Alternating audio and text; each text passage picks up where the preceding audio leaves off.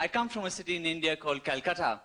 And about 2 years back, I was lying in the sun getting a massage while my maid cleaned the dishes, the chef cooked food, the chauffeur washed the car.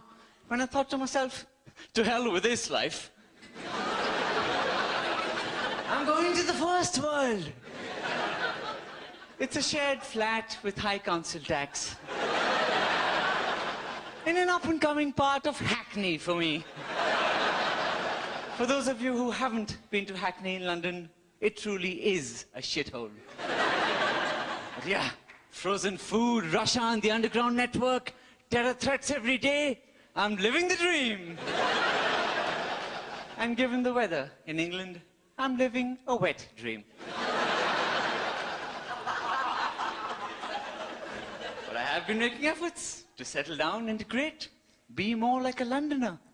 I've bought this charity wristband. This one's against child labor in factories that manufacture charity wristbands.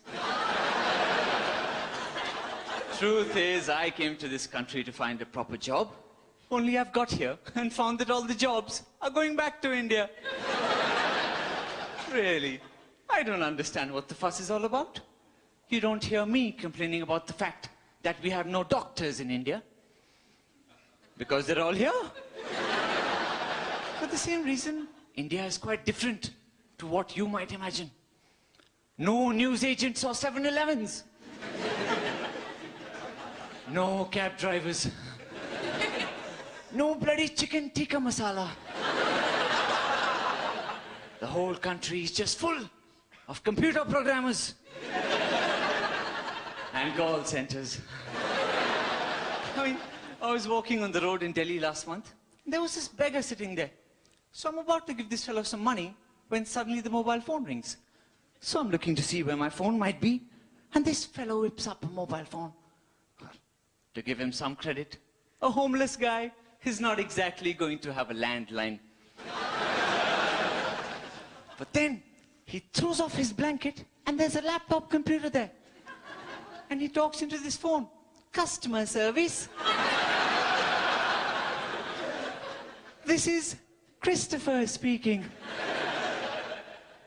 I know this fuss about you come over here, take our jobs. What a load of rubbish. We could take your job sitting at home.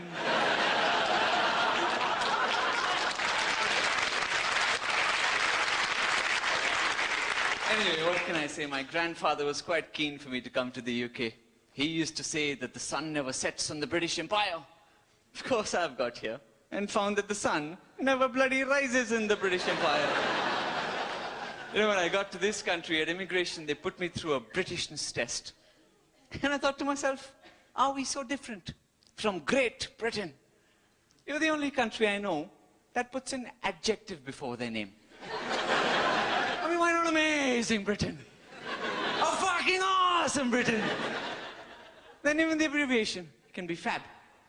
But I mean, are we so different?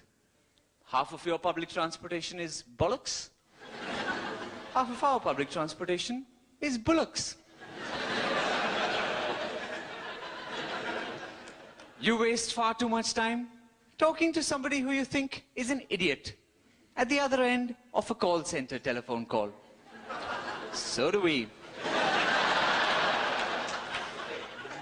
You show sex in your movies. We show men and women running around flowers and trees. Yet we've hit a population of 1.1 billion.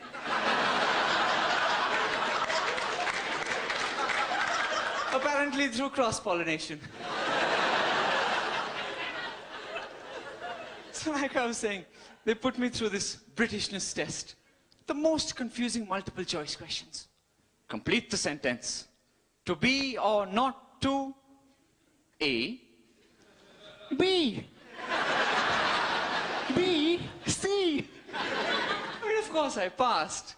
And then this officer comes up to me and he says, your English is pretty good for an Indian, isn't it? So I said, well, you're not doing too bad yourself. For a man with no career prospects and a looming pensions crisis. By the way, it's not in it, it's isn't it, asshole. You see, You can't afford to mess with us Indians. You may have ruled us for 200 years, but you didn't expect us to follow you back, did you?